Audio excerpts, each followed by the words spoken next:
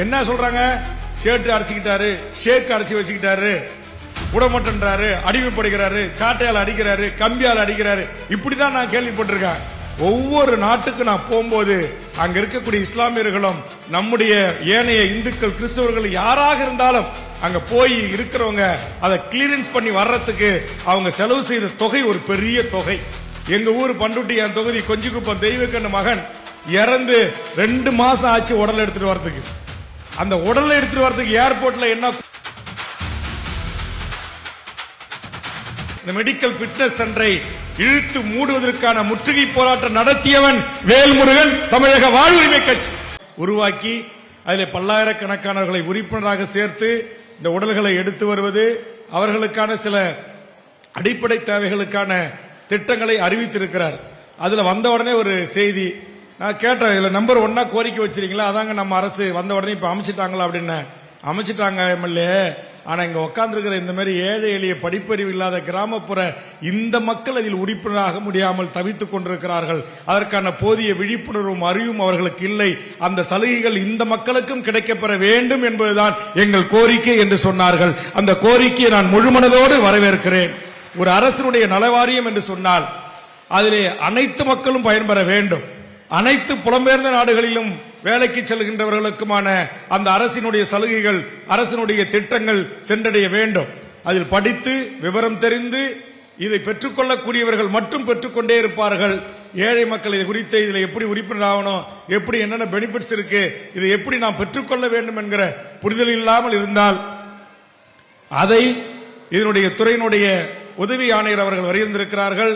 அது துண்டறிக்கை, விளம்பரம், பல்வேறு வடிவத்திலே அரசு உங்களுக்கு கொண்டு சேர்த்தாலும் கூட அதை முறையாக பயன்படுத்தி நீங்கள் அரசினுடைய அந்த திட்டங்களை, அரசினுடைய நலவாரியத்தினுடைய நன்மைகளை, பயன்களை நீங்கள் பெற வேண்டும் என்று இந்த நேரத்திலே நான் வாழ்த்துகிறேன். அதை விட நீங்க உங்களுக்கு நிறைய பேர் ஆண்கள் வந்திருக்கீங்க, சில பேருக்கு தெரியும் நினைக்கிறேன். இதுல ஒரு பிரச்சனை, இங்க நீங்க கடலூர், கள்ளக்குறிச்சி, திருவண்ணாமலை, விழுப்புரம் வந்திருக்கிறீங்க. உங்களுக்கும் சேர்த்து சென்னையிலையும் திருச்சியிலையும் இந்த மெடிக்கல்னு ஒண்ணு இருக்கு. மெடிக்கல் ஃபிட் வேலைக்கு போற ஆம்பளை பசங்க இல்லைன்னு இருக்கு, பெண்களுக்கு எல்லாருக்கும். அதுல திருச்சியில ஒரு கம்பெனிக்காரன், அவன் கேரளாக்காரன், அவன் என்ன செய்யறான்னு இப்ப நான் கண்டுபிடிச்சு இப்ப மலேசியா, குவைத்தெல்லாம் போயிட்டு வந்தேன் இந்த மாசம். இதுக்காகவே கூப்பிட்டு இருந்தாங்க. பல குடும்பங்கள் தாலி அறுத்து நடுத்தருவில் வர்ற அளவுக்கு தப்பான வேலையை செய்யறான். செக்கிங் போனா சளியே இல்லைன்னா உனக்கு சளி இருக்குன்னு, ஆஸ்துமாவே இல்லைன்னா ஆஸ்துமா இருக்குன்னு, நோயே இல்லைன்னா நோய் இருக்குன்னு. அப்படி ஒரு சர்டிபிகேட்டை கொடுத்துட்டு அப்புறம் அவன் ஒரு புரோக்கரை வச்சிருக்கான். அந்த புரோக்கர்கிட்ட போய் 50,000, 70,000, 1 லட்சம் ஏற்கனவே அண்டா குண்டா தாலி வெள்ளியாகுடி தொங்கட்டான் மூக்குத்தி சைக்கிள், 2 வீலரு, டயர் வண்டி, மாடு, ஆடு என்ன நம்ம கிராமத்தில் இருக்குமோ எல்லாத்தையும் வித்துட்டு பணம் கட்டி விசாவுக்கு இலவு காத்த மாதிரியே காத்திருந்து விசா ஓகே ஆச்சுன்னா இவன் மெடிக்கல் பிட்னஸ் என்ற பெயரில் இந்த அடிக்கிற இந்த அநியாய அக்கிரமத்தை கடந்த வாரம் ஆயிரக்கணக்கான பேரை திரட்டி தொடர்ந்து தமிழ்நாட்டு மக்களிடம் கொள்ளையடித்து வருகின்ற திருச்சியில் இருக்கிற அந்த பிட்னஸ், இந்த மெடிக்கல் பிட்னஸ் சென்டரை இழுத்து மூடுவதற்கான முற்றுகை போராட்டம் நடத்தியவன் வேல்முருகன் தமிழக வாழ்வுரிமை கட்சி. இங்க நீங்க யாராச்சும் சொல்லி அதுக்கு பிறகு நான் அந்த போராட்டத்தை நடத்தல. ஒவ்வொரு நாட்டுக்கு நான் போகும்போது அங்க இருக்கக்கூடிய இஸ்லாமியர்களும் நம்முடைய ஏனைய இந்துக்கள் கிறிஸ்தவர்கள் யாராக இருந்தாலும் அங்க போய் இருக்கிறவங்க அதை கிளியரன்ஸ் பண்ணி வர்றதுக்கு அவங்க செலவு செய்த தொகை ஒரு பெரிய தொகை. இப்படி மனச்சாட்சியே இருக்க மாட்டேங்குது.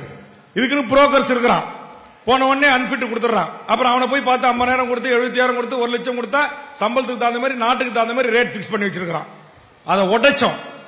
குவைத்தில் எங்களுடைய கட்சி அமைப்பை உருவாக்கி இருக்கிற தம்பி சாகுல், தமிழன் சாகுல் என்கிற தம்பியும், நம்முடைய புதுக்கோட்டையில் இருக்கிற நியாஸ் என்கிற என் கட்சியினுடைய மாவட்ட செயலாளரும், திருச்சியில் இருக்கிற என் கட்சி மாவட்ட செயலாளர் ராஜா அவர்களும் இந்த புதுக்கோட்டை, பெரம்பலூர், அரியலூர், திருச்சி, சிவகங்கை, ராமநாதபுரம் இந்த பகுதியிலிருந்து வர்ற எல்லா மக்கள்கிட்டையும் இந்த மெடிக்கல் பிட்னஸ் என்கிற பெயர்ல மிகப்பெரிய கொள்ளையை நடத்திட்டு இருக்கிறான். மத்திய அரசோடு பேசினேன், மாநில அரசோடு பேசினேன், நம்முடைய தமிழ்நாடு முதலமைச்சருடைய கீழ் இருக்கிற துறை செயலாளரோடு பேசினேன். எல்லாரும் போய் ஆய்வு பண்ணாங்க. திருச்சி கலெக்டர் உள்ளிட்ட அத்தனை அதிகாரிகளையும் அழைச்சேன். நான் அஷூரன்ஸ் கமிட்டி சேர்மன். தமிழ்நாட்டில் இருக்கிற சீஃப் செக்ரட்டரியில இருந்து விஓனுடைய உதவியாளர் வரையிலும் அழைத்து மக்களிடம் வருகின்ற கோரிக்கைகளை குறித்து நடவடிக்கை எடுப்பதற்கான உத்தரவிட்டு அடுத்த சில நேரங்களிலே அதற்கான பதிலை பெறக்கூடிய அதிகாரம் படைத்த ஒரு பதவியை நான் இருக்கின்ற காரணத்தினாலே இந்த மாவட்ட ஆட்சித்தலைவரை, திருச்சியினுடைய மாநகரத்துடைய காவல்துறை ஆணையர் காமினி ஐபிஎஸ் ஐஜி அவர்களையும் அழைத்து உடனே அந்த கம்பெனியை ஆய்வு செய்து எனக்கு ரிப்போர்ட் தாருங்கள் என்று சொன்னேன். அந்த நிறுவனத்துக்காரர் இருக்கிற திமுரு, நாங்கள் மத்திய அரசினுடைய கட்டுப்பாட்டில் இயங்கக்கூடியவர்கள், எங்களுக்கு இதற்கான லைசன்ஸை தந்தது குவைத் உள்ளிட்ட அரபு நாடுகள், மலேசியா உள்ளிட்ட இந்த நாடுகள். இந்த நாட்டு அரசாங்கம் தான் எனக்கு இதற்கான லைசன்ஸ் தந்திருக்கிறது. நான் இங்க வைத்து இதற்கான சோதனை மட்டும்தான் செய்வேன். ஆனால் இதை மாவட்ட ஆட்சித்தலைவரோ மாநகராட்சியுடைய திருச்சி கமிஷனர் அவர்களையும் அனுப்பினர், அவருக்கும் அதிகாரம் இல்லை என்று சொல்லிவிட்டார்.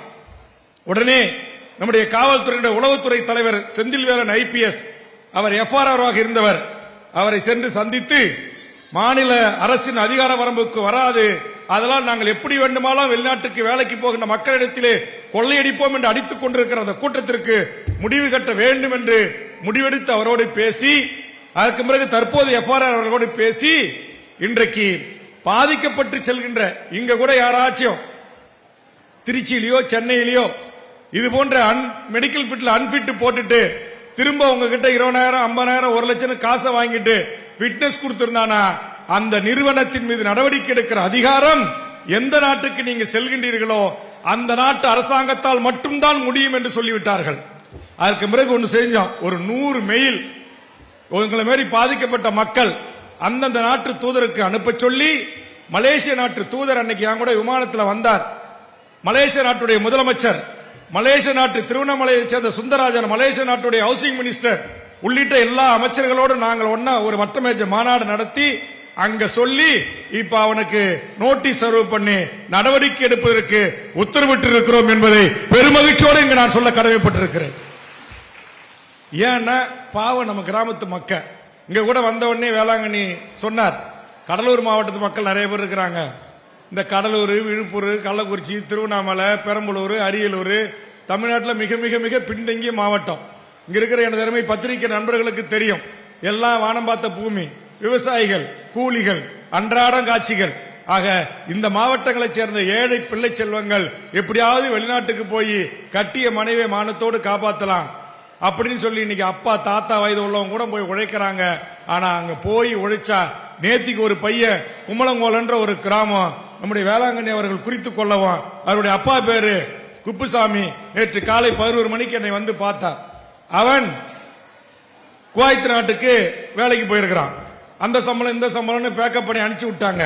அங்க அறையில வச்சு அடைச்சி அவன் பாஸ்போர்ட்டை புடுங்கிட்டு, சாப்பாடுன்னா வாயிலே வைக்க முடியாத சாப்பாடு, அவனுக்கு 6 மாசம் சம்பளம் கொடுத்த, சம்பளம் மட்டும் கரெக்டா கொடுத்திருக்காங்க. ஆனா கொடுத்துட்டு என்ன பண்ணிருக்காங்கன்னா, இன்னைக்கு அந்த சம்பளத்தை விட அதிக மடங்கு காசை கட்டினாதான் உனக்கு திருப்பி அனுப்பவே முடியாது, நீங்க தான் இருக்கணும் அப்படின்னு சொல்லி இன்னைக்கு அவங்க அப்பாவுக்கு தகவல் சொல்லி அவங்க அப்பா 1,70,000 நேற்றுக்கு தனவட்டிக்கு வாங்கி பணத்தை போட்டு அதற்கு பிறகு டிக்கெட் போட்டு பாஸ்போர்ட்டை வாங்கிட்டு ஒரு ஃபைன் மாதிரி ஒரு அமௌண்ட் கட்டினாதான் விடுவிப்புன்னு சொல்லிட்டு அந்த நிறுவனம். இதுல பெரிய கொடுமை என்ன தெரியுமா, உலகமுள்ளா வாழ்ற தமிழர்களுக்காக குரல் கொடுக்கிற நானு இந்த கொடுமையை செஞ்சவன் நம்ம கன்னியாகுமரி தூத்துக்குடி மாவட்டத்தை சேர்ந்த இந்த வேலைக்கு அழைச்சிட்டு போய் வேலைக்கு வச்சிருந்த ஒருத்தவன், அவனும் தமிழனா. இது எவ்வளவு என்ன சொல்றாங்க, ஷர்ட் அடிச்சுக்கிட்டாரு, ஷேக் அடிச்சு வச்சுக்கிட்டாரு, உடமட்டன்றாரு, அடிமைப்படுகிறாரு, சாட்டையால் அடிக்கிறாரு, கம்பியால் அடிக்கிறாரு, இப்படிதான் நான் கேள்விப்பட்டிருக்கேன்.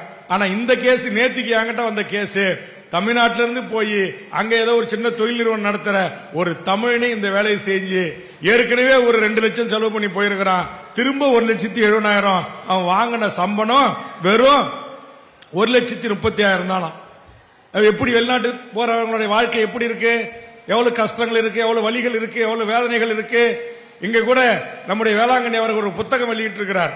அவர் மீட்டவர்கள் பாதிக்கப்பட்டவர்களுடைய அந்த சோக கதையை சொல்லுகின்ற, அவருடைய வரலாற்று பின்னணி செய்திகளை சொல்லுகின்ற அந்த புத்தகத்தை என் கைகளிலே கொடுத்தார். நான் அதை படிக்கல, ஆனா அது போன்று 1000 கதைகள் எனக்கு தெரியும். எங்க ஊர் பண்டுட்டி, என் தொகுதி கொஞ்சிக்குப்பம் தெய்வக்கண்ணு மகன் இறந்து 2 மாசம் ஆச்சு உடல் எடுத்துட்டு வரதுக்கு. அந்த உடலை எடுத்துட்டு வரதுக்கு ஏர்போர்ட்ல என்ன கூத்து நடக்குது சென்னையில் என்பதற்காக சட்டமன்றத்தில் பேசி அதை இப்பதான் கொஞ்சம் ஃப்ரீ பண்ணனேன். அப்புறம் டெல்லி நாடாளுமன்றத்தில் நான் பேச வச்சேன். இங்கே வர இருந்த ரவிக்குமார் அவர்களிடம் தான் அந்த விஷயத்தை நான் சொல்லி நாடாளுமன்றத்தில் நீங்கள் பேசுங்க என்று நான் சொன்னேன். காரணம், ஒவ்வொரு நாட்டுக்கும் நான் செல்லுகின்ற போது அந்த மக்கள் கொடுக்கின்ற மனுக்களும் அவருடைய இருக்கின்ற கோரிக்கைகளும் என்பது மிக மிக வலி சுமந்தவையாக அது இருக்கிறது.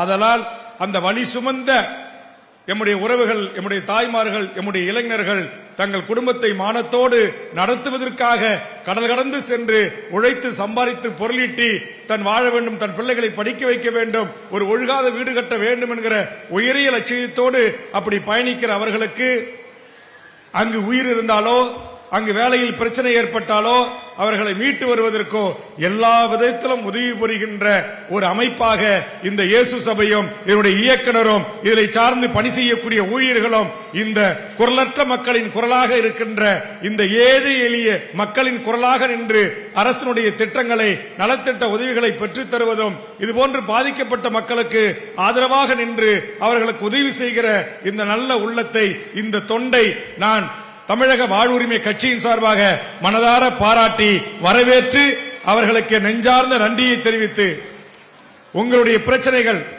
இப்ப இங்க துண்டறிக்கையில போட்டு கொடுத்திருக்கிறீங்க. முக்கியமான பிரச்சனை ஒரு 5 பிரச்சனைகள்.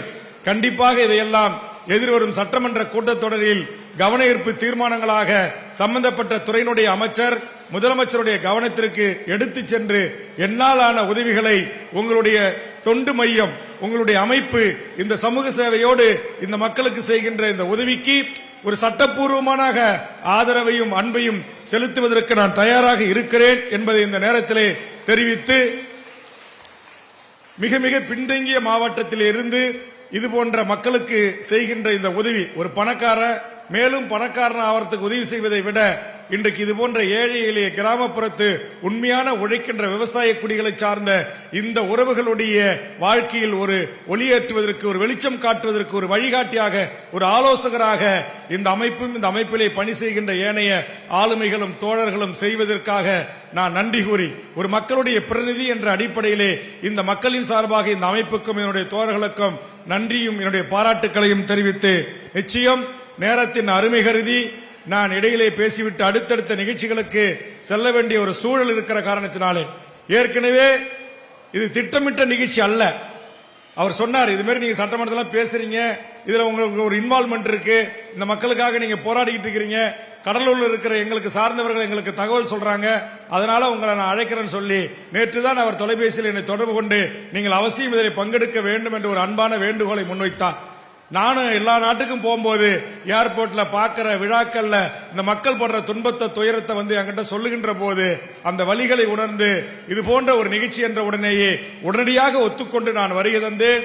அதனால் அண்ணன் நம்முடைய பொன்குமார் அவர்களும் ஏனைய அமைப்பினுடைய வருகை தந்திருக்கிற மிகச்சிறந்த ஆளுமைகளும் இதுபோன்று பல்வேறு துறைகளில் பல்வேறு சமூகத்திற்கான பணிகளை செய்து கொண்டிருக்கின்ற மேடையில் வீற்றிருக்கிற ஃபாதர் உள்ளிட்ட அனைத்து நல்ல உள்ளங்களையும் பாராட்டி, மீண்டும் ஒரு முறை முகநூல்லதான் நேற்று இந்த இன்விடேஷனை பதிவிட்ட உடனே நூற்றுக்கணக்கான கட்சியினுடைய நம்முடைய ஒருங்கிணைந்த விழுப்புரம் மாவட்டத்தினுடைய மாநில, மாவட்ட, ஒன்றிய, நகர நிர்வாகிகள் என்று முன்னாள் இந்நாள் எல்லா பொறுப்பாளர்களுமே பெரும்பாலும் வருகை தந்திருக்கிறீர்கள். அப்படி வருகை தந்தமைக்காக நன்றி கூறி, ரொம்ப நாட்கள் கழித்து இங்க இருக்கிற என்னுடைய விழுப்புரம் மாவட்ட ஊடக பத்திரிகை நண்பர்களையும் தமிழர் திருநாள் பொங்கல் கொண்டாடி புத்தாண்டு நாளில் உங்கள் அனைவரையும் சந்திப்பதற்கான ஒரு நல்வாய்ப்பை வழங்கிய நம்முடைய இயக்குனர் வேளாங்கண்ணி உள்ளிட்டவர்களுக்கும் அவரை சார்ந்த இந்த குழுவுக்கும் என்னுடைய நெஞ்சார்ந்த நன்றியும் பாராட்டுக்களையும் தெரிவித்து விடைபெறுகிறேன். நன்றி, வணக்கம்.